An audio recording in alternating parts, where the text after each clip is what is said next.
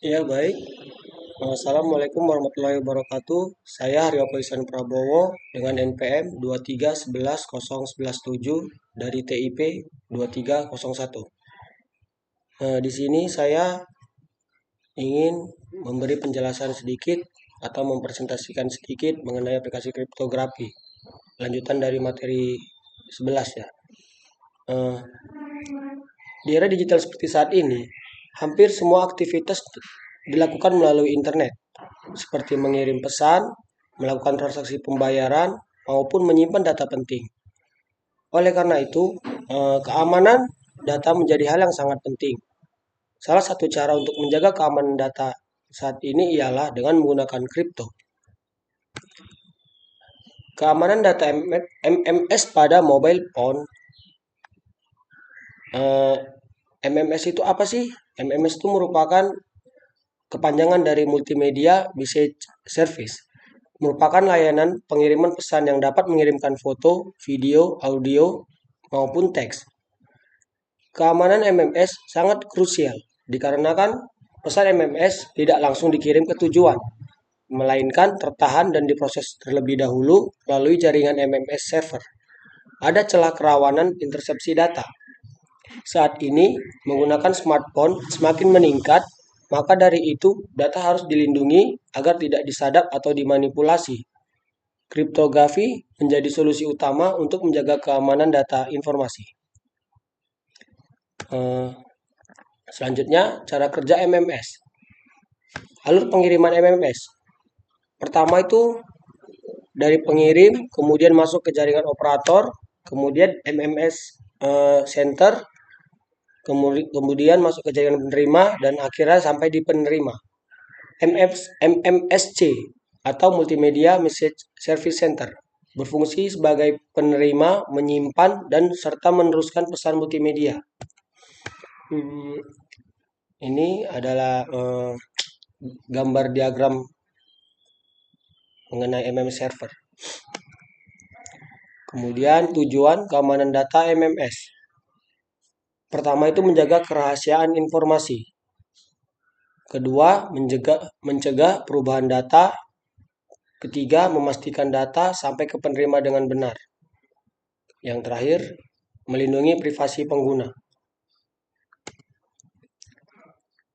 Kemudian ada beberapa ancaman keamanan MMS.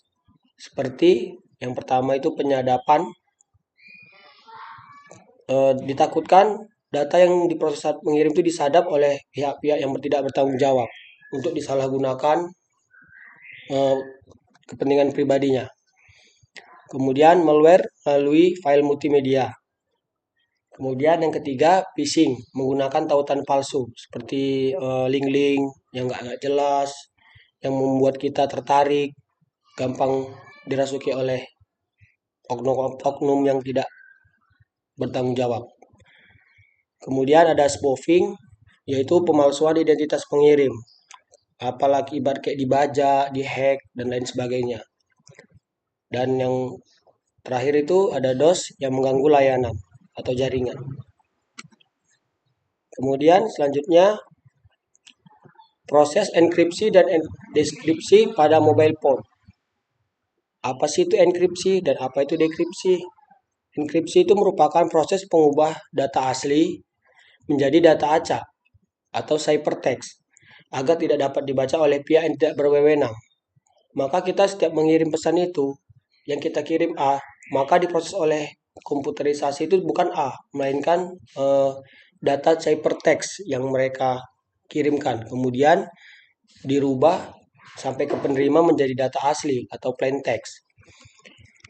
Dekripsi. Dekripsi itu merupakan proses pengembalian ciphertext menjadi plain text menggunakan kunci yang sesuai.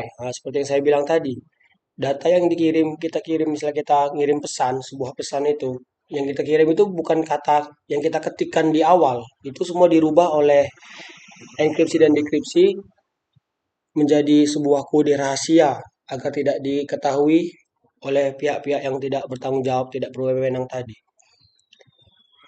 Alurnya dia itu seperti kayak pertama plain text, data aslinya, kemudian dienkripsi, dimasukkan kunci-kunci rahasia, kemudian diubah menjadi kunci ciphertext diubah menjadi data acak, dikirimkan kembali menjadi apa namanya, dekripsi, menjadi diubah lagi menjadi kata kunci yang eh, data-data yang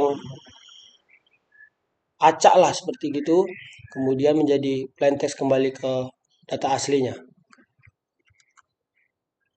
Jenis-jenis enkripsi. Enkripsi itu ada dua jenis ya teman-teman.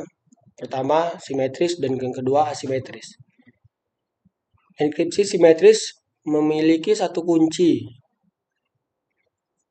ya, dan dia lebih cepat dan efisien seperti AES, AES.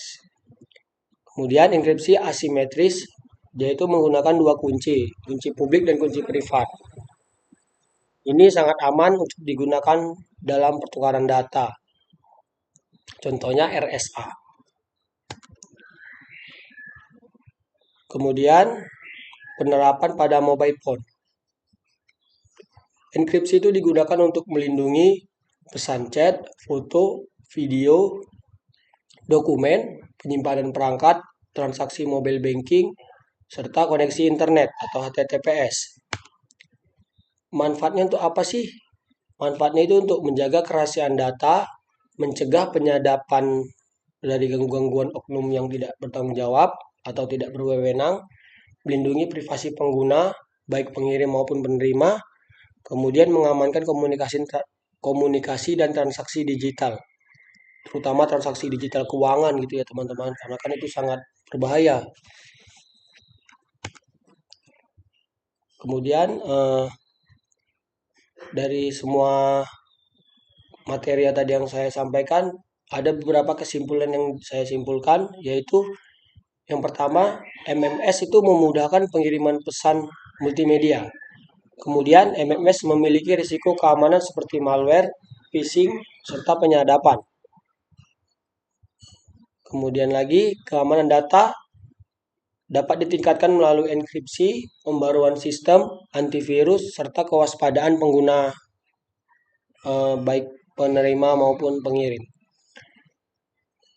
Enkripsi merupakan mengamankan data dengan mengubahnya menjadi kode yang tidak dapat dibaca oleh pihak tidak berwenang. Begitu juga si penerima.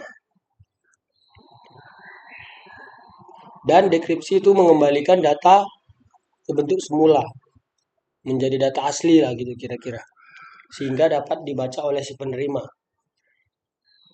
Dan yang terakhir itu enkripsi dan dekripsi sangat berperan penting dalam menjaga keamanan data pada mobile phone.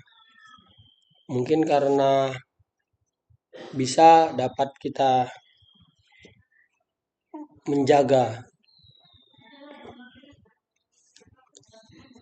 Oke, mungkin demikian presentasi.